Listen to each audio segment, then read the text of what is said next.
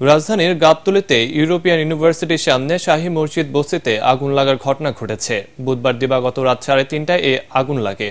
পরে ফায়ার সার্ভিসের 8টি ইউনিটের প্রায় 1.5 ঘন্টা চেষ্টায় বস্তির আগুন নিয়ন্ত্রণে আসে। যদিও এই ঘটনায় হতাহতের কোনো খবর পাওয়া যায়নি। তবে এর মধ্যে পুরো ছাই হয়ে গেছে পুরো বস্তি।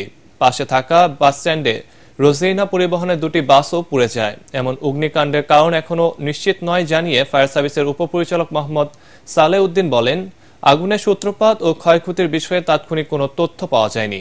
ঘটনা তদন্তে কাজ শুরু করছেন তারা।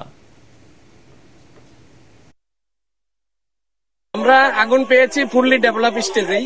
এই বস্তিতে আগুন লাগে এখন শুষ্ক মৌসুমে, আপনারা জানেন আগুন লাগার সাথে সাথেই আগুন কিন্তু দ্রুত ছড়িয়ে যায়। আপনারা দেখতে পেয়েছেন যে আপনাদের পাশেই যে বাস আছে, একটা বাস, 2টা বাস রোজিনা পরিবহনের 2টা বাস পুড়ে গেছে এবং এই আমার পাশে ছোট ছোট দোকান ছিল, মোটর পার্টস বা গাড়ি ঠিক করে এই জাতীয় ভিতরে বাসের ভিতরে ডেকোরেশন করে এই জাতীয় কিছু দোকান ছিল।